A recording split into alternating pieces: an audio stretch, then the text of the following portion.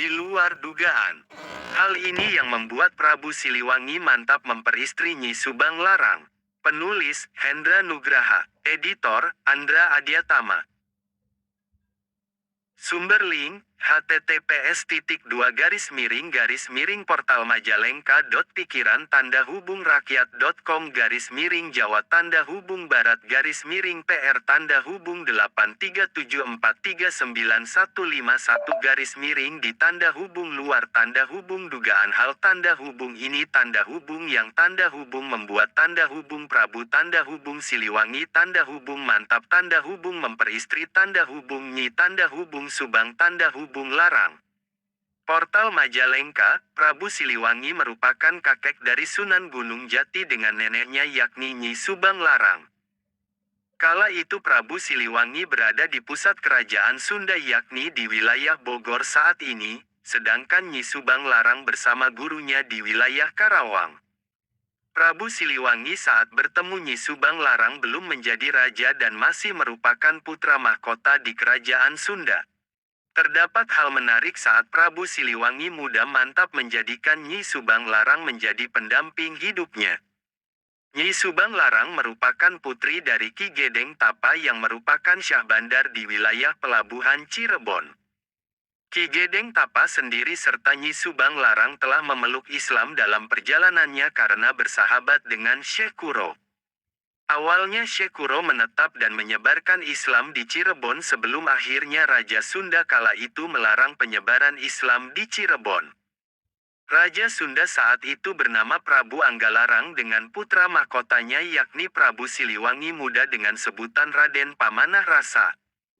Syekh Kuro pindah ke wilayah Karawang dan Ki Gedeng Tapa menitipkan putrinya untuk memperdalam ajaran Islam sebagai bentuk kesungguhan dan ketertarikan Ki Gedeng Tapa. Seiring berjalannya waktu, Nyi Subang Larang menjadi murid Syekh Kuro dan telah pandai dalam ilmu kiroat atau menjadi seorang qoriat. Seperti halnya Syekh Kuro yang pandai melantunkan ayat Al-Quran dengan suara merdunya, rupanya Nyi Subang Larang pun berhasil menguasai ilmu tersebut.